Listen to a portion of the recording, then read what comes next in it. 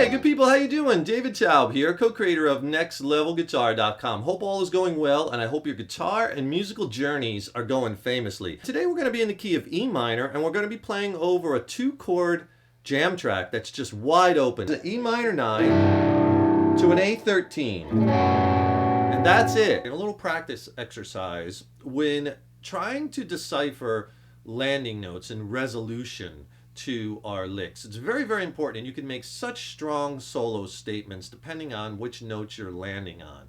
And this is really, really critical if you really want to make your solos stand out from the crowd. And it's all about, like I say, the sounds. You know, finding what sounds best to your ears. What you like might be a little bit different than what someone else likes, and the notes that you land on might be a little different than the other person. It's so important when you're jamming over these tracks to know the chords you're playing over. The chords are going to give you the roadmap, what you could use solo and improvisation wise. So looking at the notes in an E minor 9 chord, you have our E note, which is our root. Obviously that's a hip note to land on, right? You have our G note, which is our flat third, which is always nice in a minor type chord. We have our D note, which is our flat 7, another really strong note. And then we have our F sharp, which is our 9. All right?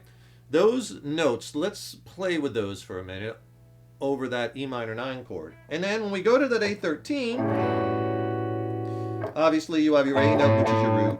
You have your G note, which is our flat 7 in an A13 chord. You have a C sharp, which is our major third. You have the B note up top, which is our 9. And then you have the F sharp. And that F sharp is our 13. That gives that chord that 13 sound. Remember that F sharp is also in that E minor 9 chord. It's really important to know the notes on the neck. I know a lot of guys and gals just like to play by ear, and that's great. But I think you can get there quicker if you learn the notes on the neck. Knowing them cold. So this way, hey, I know where my F sharp notes are. I know where my E notes are. You want to study the relationship between chords and scales, right? And notes and chords and scales. So basically what I do as an exercise, which I find helpful and my students find helpful, is just put the jam track on. Listen for the chords. I'll point them out. And then you're going to play a different note, like landing note. We're going to see what we like the sound of. And let's see where that goes. This is a really important exercise in your playing. Let's just take like a scale and arpeggio to start with. So we're playing E Dorian. So let's just take the notes right in this E Dorian.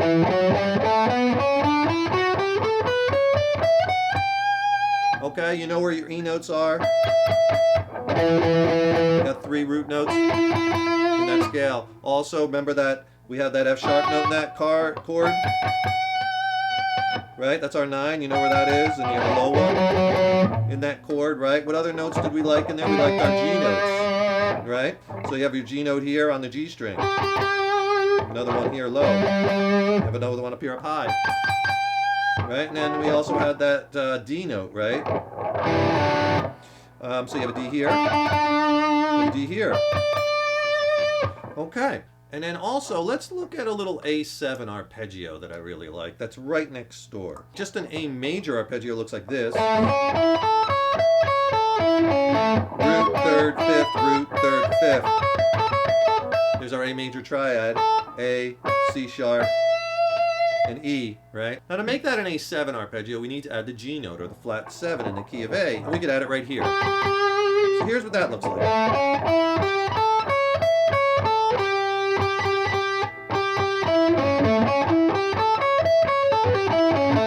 Get that under your fingers. Now, remember that G note? And then right next to it is your F sharp, because our F sharp is that 13th, right? So those two notes, pretty critical, but...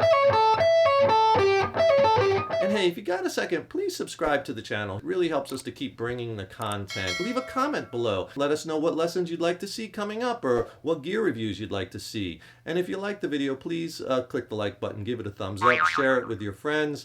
Hey, thank you so much. We so appreciate it. Let's just put the track on, listen for the chords, and let's just try a couple things, and I'll show you what I mean about experimenting when you're practicing on targeting notes. 2 chord change. Here's the E minor 9 right there. A lot of time on that. There's a change to the A13. Let's try some things. Right off the bat, I'm hammering from the high, on the high E string from the E to the F sharp, and I really like that note. That, right, is our 9 in the key of E. That's our 9th, and that's in that E minor 9 chord. So here's that E minor 9 chord. Then I go to our E note. Sounds really good. Also remember that F sharp is also in that A13th chord. You play it over that, it's going to sound just as good, right? So here it is over the E minor 9.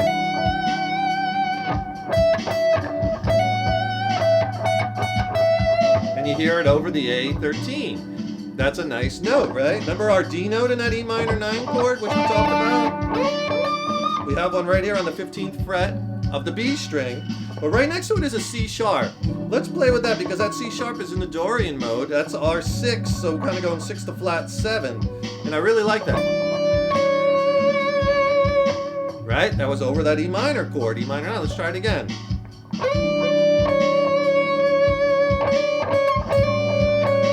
Sounds good over the A13th too. What if you bend?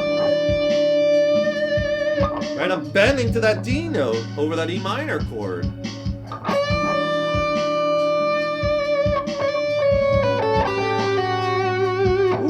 Now, there's that F sharp. Notice I landed on the F sharp as the chords change.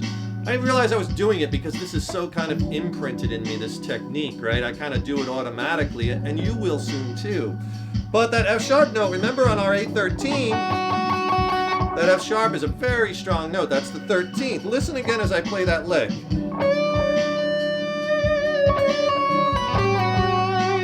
See how I pulled that G to the F sharp over that A. Here's the A chord coming up. Right, so I really like that F sharp note over both the E minor 9 and on the A13. That's a strong resolving tone.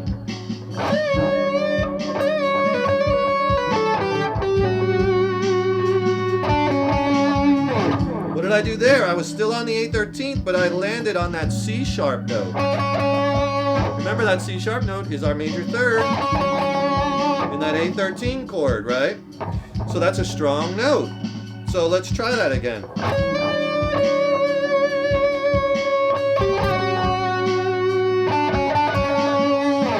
See? That's a nice note to land on over that A13 chord. Over the E chord, it'll work. It's just not as strong, right? It's still in that scale, but it's just not as strong a note that really pulls you.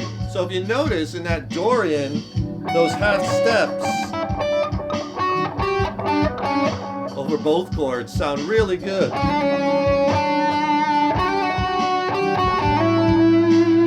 I resolved to E there, which is nice too, because even though I played it over the A13th, obviously in the key of A, our E is our 5th, so it's a strong note. Obviously, anything where you're going to that root note over the E minor chord, going to that E note, is going to be good, like bending to it. So here I'll bend from the D to the E.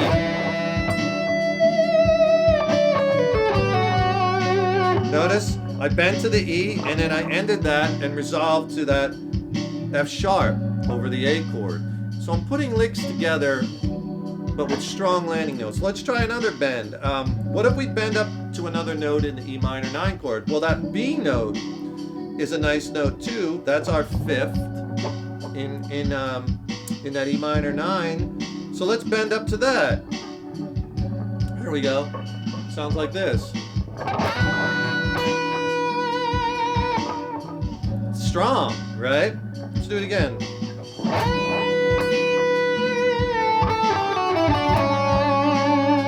Well, what did I do there? Well, I bent up to the B over the E minor 9, and I resolved it to the C sharp.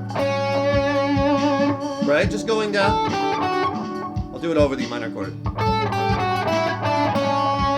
Going right down that Dorian, this one. And then a lot of times I might even go from the C sharp. That's our A note. Notice I landed on that over the A13 chord. B, A.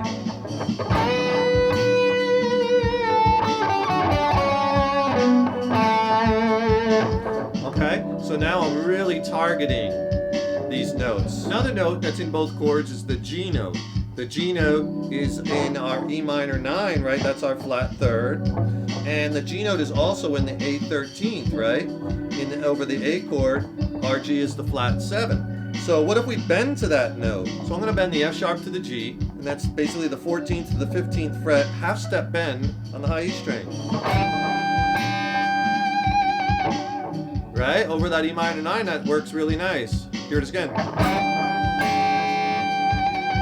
Little vibrato. Let's try it over the A13 chord. There it is over the E minor 9. Here's A13. Sounds good over both chords because that note is in strong note in both chords. If we resolve it to another note, let's try it.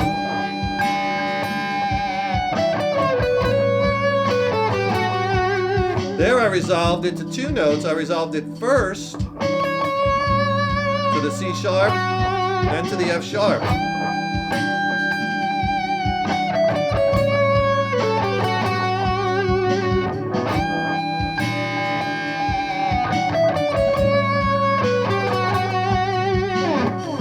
So now I'm putting notes together over both chords that I like the sounds of. Like you might have heard me mention before, there comes a time where you got to kind of take all this, theory and all this, strategy and just kind of put it aside and just play, right? Because, music is more than just, the logical application of scales and theory, right? There's a human emotional element to it, and that's what we want to get across. And eventually your ear will take you to all these hip notes and whatnot, but before you get to that, you gotta kind of make a point to try and find them before you're gonna get to the point where your ear can take you to them. So this methodical approach we're doing, I find, really helps with students. And then once you latch onto it and work on it a while, it becomes like automatic. So try it. Put on the jam track as a practice exercise and just play a scale, a mode, and bend to notes and land on those strong chord tones, the notes that make up the chord. And we were using E Dorian over the E minor 9. You could use E natural minor, E Aeolian over that E minor 9. Also, not over the A13 because you're going to get a clash between the C and the C sharp. That's the one note difference in those two scales. But the point is that you want to let your ear guide you to those really strong resolution notes and landing notes, and you'll make such strong solo statements. I hope this lesson has helped you, and I hope you can pull some things out of it that you could use along your guitar journey. Remember, please subscribe to the channel. That really helps us to keep bringing the content. If you want that free video lesson and ebook, I'll put those links below. Stay tuned. I got a lot more killer content coming. Thank you so much for your continued support. And remember, your guitar playing is an evolution. I'll see you in the next lesson.